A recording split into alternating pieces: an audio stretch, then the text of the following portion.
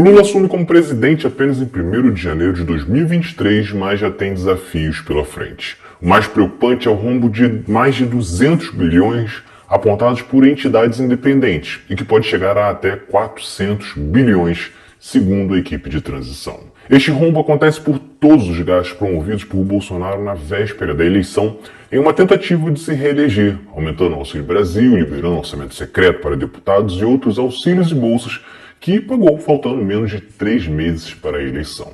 Uma situação complicada, pois Bolsonaro entregou um orçamento para 2023 sem deixar verbo para a farmácia popular, com cortes na educação básica, reduzindo o Auxílio Brasil de R$ 600 para 405.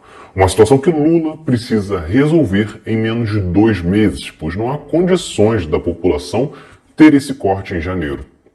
Afinal, hoje, o Brasil soma 33 milhões e 100 mil pessoas sem ter o que comer diariamente. Além de cuidar do auxílio, do cadastramento dessas famílias, Lula precisa atuar também pela geração de empregos. A queda recente da taxa de desemprego esconde que isso está ligado ao trabalho informal e com salários cada vez mais baixos. Prova é que a renda média do trabalhador brasileiro hoje é menor do que o de 2014, considerando a inflação. Falando em inflação, Lula terá que buscar meios de conceder o primeiro reajuste do salário mínimo acima da inflação depois de 4 anos de aumentos congelados. Para piorar, Lula assume um Brasil estagnado. Isso porque a arrecadação de 2023 é reflexo do que foi plantado em 2022, ou seja, nada. Desta forma, os economistas apontam que o crescimento esperado para 2023 é de apenas 0,5%, enquanto a previsão da América Latina é de 2%. Portanto, mais um ponto que o Lula vai ter que ser rápido para atrair investimentos e fazer a economia crescer um pouco mais.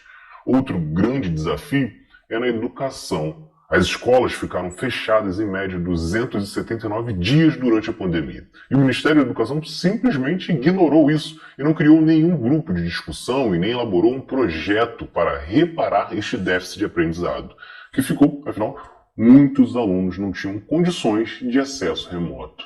Dados atuais indicam que 34% das crianças de 8 anos não sabem ler e escrever palavras simples, como vovó.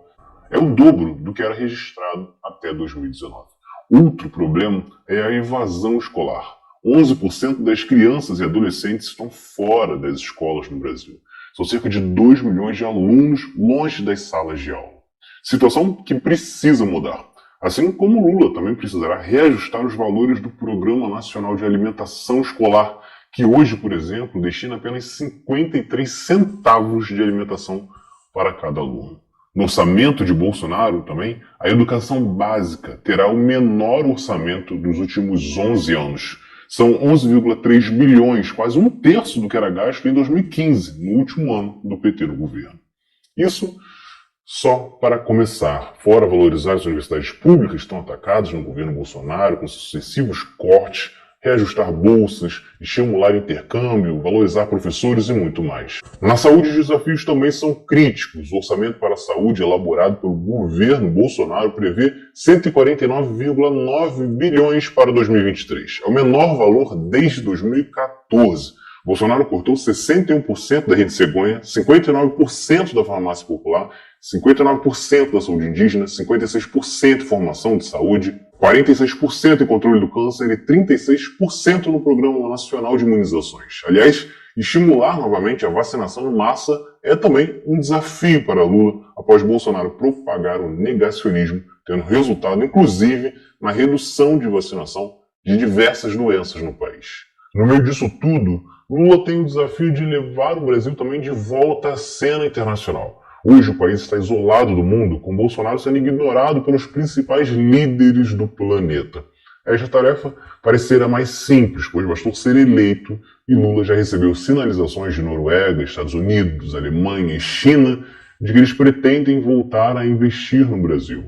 Um movimento importante para que isso aconteça está ligado ao meio ambiente e às questões climáticas, que eram ignoradas por Bolsonaro e que desagradava diversos países.